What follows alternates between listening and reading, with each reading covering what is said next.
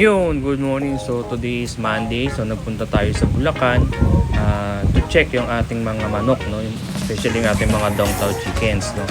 So meron tayo ditong ginawa last 2 weeks na pugaran. Inspired ito dun sa tinatawag na battery cage na kung saan yung manok ay pag umitlog gumugulong lang yung kanyang mga eggs palabas ng kanyang cage. So ito naman isa maiipon yung mga itlog na gumulong na initlog ng inahin doon sa ilalim. Okay, bakit natin yung ginawa? Ginawa natin yun kasi para yung itlog is maging safe, no?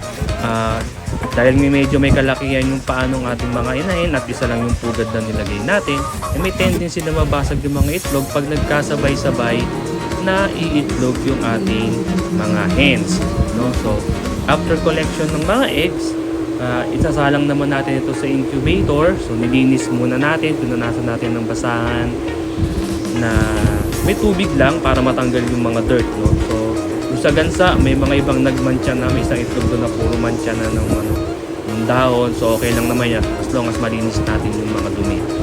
So para hindi mangamoy naman yung ating incubator. So pagkasalang natin ng itlog, in-sprayan natin ng konting tubig para gumanda ang humidity. So ito yung mini-maintain natin na humidity and temperature 40 degree Celsius so 100 Fahrenheit, di ba? And 60 to 65% humidity during the first 18 days. So mas tinataas pa natin yung humidity na yan kahit hanggang 80% kapag hatching day na.